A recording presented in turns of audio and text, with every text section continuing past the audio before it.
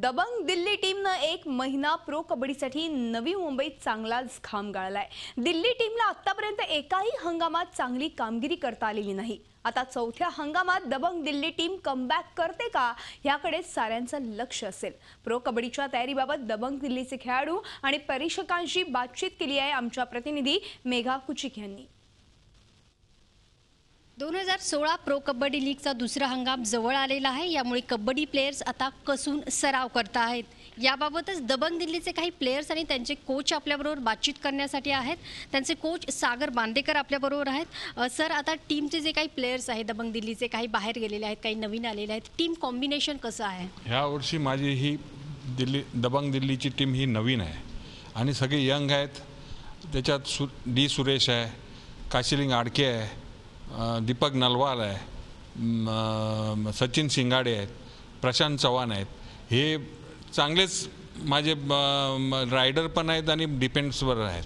ह्यावेळी माझी team defence पण आहे आणि रायडिंग पण चांगली आहे। ह्यावेळी आपण पहिली प्लेस मारूच असं मी दिल्ली दबंगच्या वतीने मी सांगूच शकतो। उमेश, बघितलं तर आपण दबंग दिल्लीने मागच्या सीझनमध्ये आता चांगली कामगिरी केली नाही होती। काय वाटतं, कमबॅक करण्यासाठी दबंग दिल्ली किती उत्सुक आहे, किती आशा वाटतात?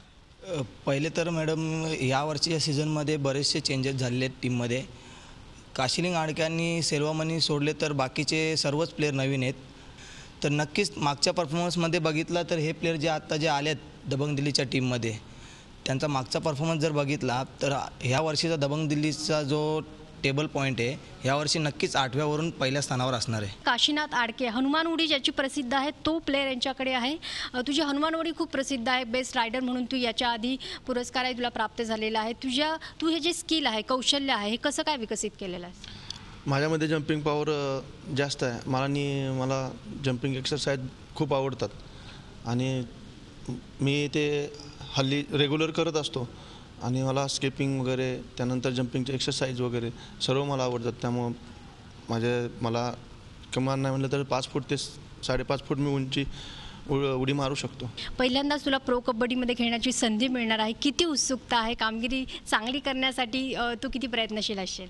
उत्सुकता तर आहेच आणि तसा आनंद पण आहे आणि त्यानुसार आमचे कोच सागर सर हे खूप प्रॅक्टिस करून घेत आहेत ते चांगली।